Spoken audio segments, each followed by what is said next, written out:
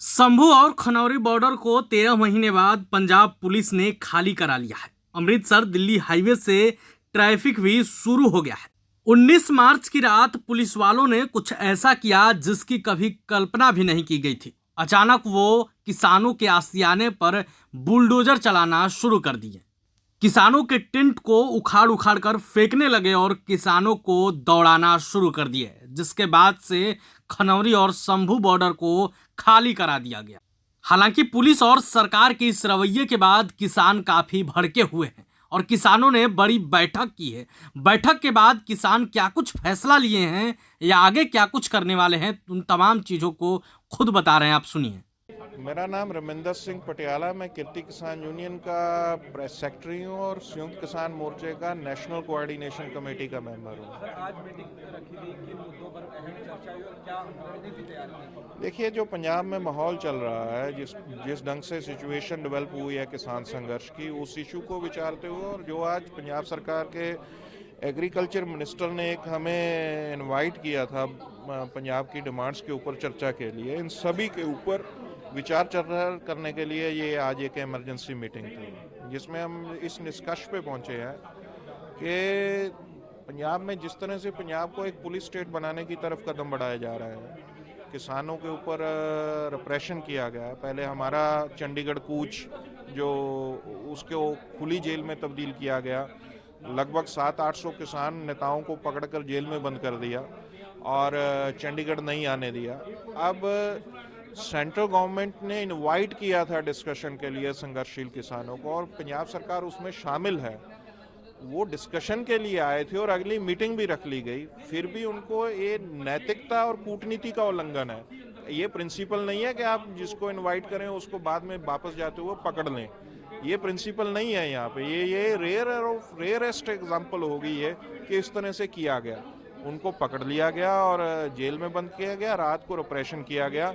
हमने पटियाला में कर्नल साहब के साथ देखा है क्या किया है पुलिस ने।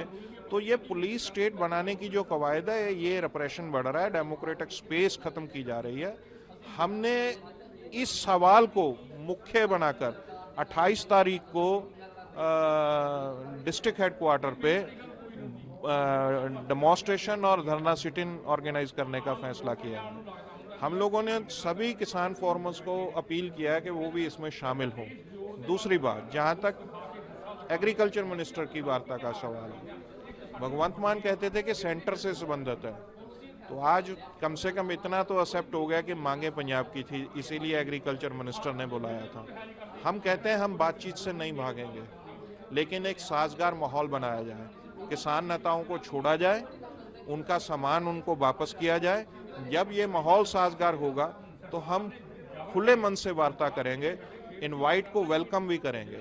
लेकिन आज इस माहौल में हम लोग समझते हैं कि ये इनवाइट हमें कबूल नहीं। तो आपने जिक्र किया था पीसी में अमित शाह का भी और अरविंद केजरीवाल का भी कि बौखलाहट, तो वो क्या कुछ मामला क्या कुछ? देखिए, दिल्ली की हार के साइड इफेक्ट्स हैं और उसके बाद से भगवंत मान सरकार एक किस्म से अमित शाह के और योगी के रास्ते पे चल पड़ेगी। बुलडोजर सियासत, पुलिस की एक्टिविटी से संघर्षों को कुचलना, जो भी कोई आवाज़ उठाता उसको कुचलना, और उसी का सिट्टा है कि एक फौज के ऑफिसर, डीआईजी रैंक के इक्वल कर्नल, बहुत बड़े ऑफिसर और जिनकी एक फैमिली की रेपुटेशन है कि वो लगातार फौज में सर्विस कर रहा है, उनको भी पीट दिया गया।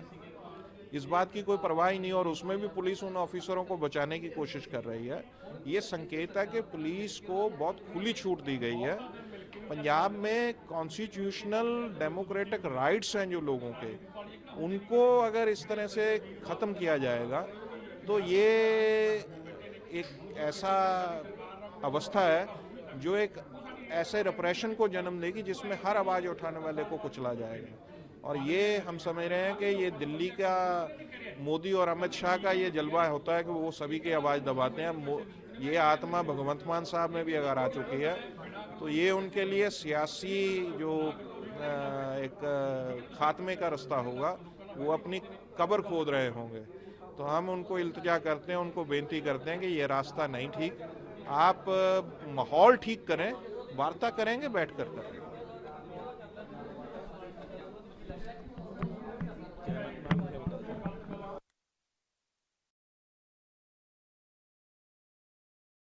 आज मीटिंग रखी गई है, इमरजेंसी में मीटिंग बुलाई गई, क्या कुछ अहम फैसले इस मीटिंग में लिए गए? हिंदी में रखी गई।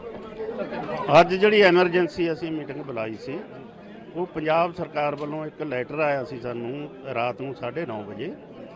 ਉਹ ਲੈਟਰ ਇਹ ਸੀ ਕਿ ਅਸੀਂ ਤੁਹਾਡੀਆਂ ਜਿਹੜੀਆਂ ਮੰਗਾਂ ਪੰਜਾਬ ਦੀਆਂ ਉਹ ਅਸੀਂ ਤੁਹਾਡੇ ਨਾਲ ਸਾਂਝੀਆਂ ਕਰਨੀਆਂ ਚਾਹੁੰਦੇ ਹਾਂ ਤੇ ਅਸੀਂ ਉਹਦੇ ਤੇ ਵਿਚਾਰ ਚਰਚਾ ਕੀਤੀ ਹੈ ਕਿ ਜਿੰਨਾ ਦਮਨ ਦੀ ਨੀਤੀ ਤੇ ਆ ਗਈ ਪੰਜਾਬ ਸਰਕਾਰ, ਜ਼ਬਰ ਦੀ ਨੀਤੀ ਤੇ ਆ ਗਈ, ਬਲਡੋਜ਼ਰ ਦੀ ਨੀਤੀ ਤੇ ਆ ਗਈ। ਪਹਿਲਾਂ ਇਹ ਮਾਹੌਲ ਨੂੰ ਸ਼ਾਂਤ ਕਰੇ।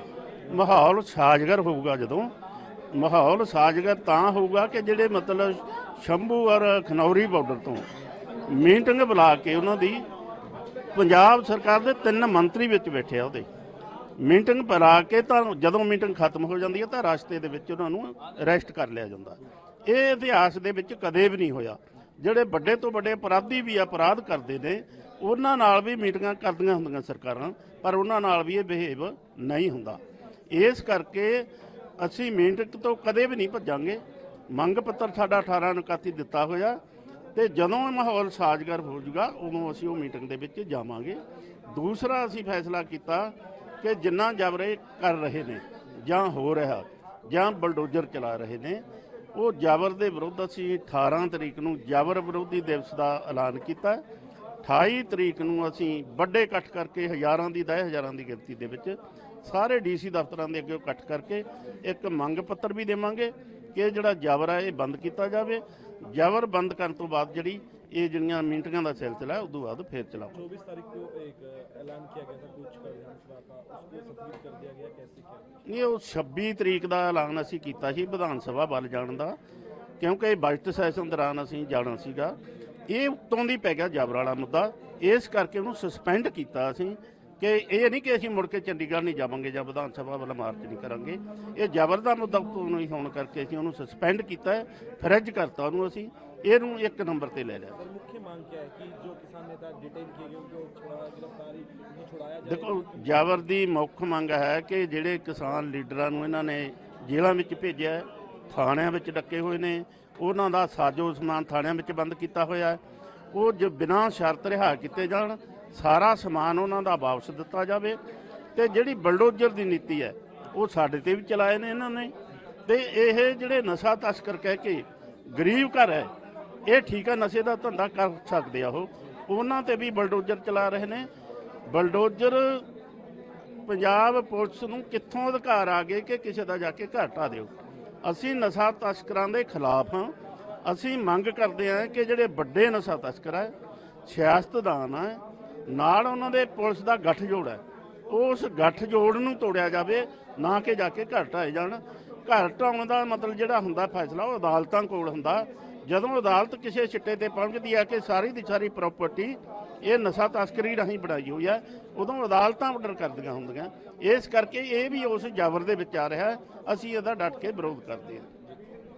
क्या कहेंगे, आज मीटिंग रखी गई है, किन मुद्दों पर अहम फैसले लिए गए? आज हमारी एक मीटिंग पंजाब सरकार के द्वारा बुलाई गई थी और जो हमारे साथ जुल्म हुआ, जो हमारे साथ तशद्दुद हुआ, वो बॉर्डरों पर गैर संवैधानिक तरीके से हमें उठाया गया, हमारे लोगों को परेशान किया गया। उनको अभी भी 200-300 बंदा लोग जेलों में बंद है, हमारे यहाँ बीबियाँ, हमारे यहाँ बहना, वो भी सब बंद हैं।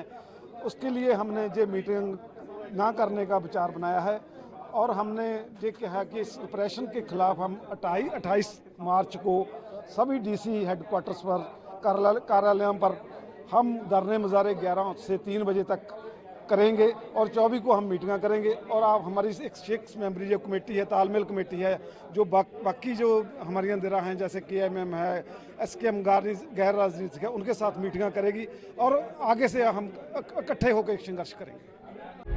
प्रभातखबर.com, विश्वास वही, रफ्तार नहीं।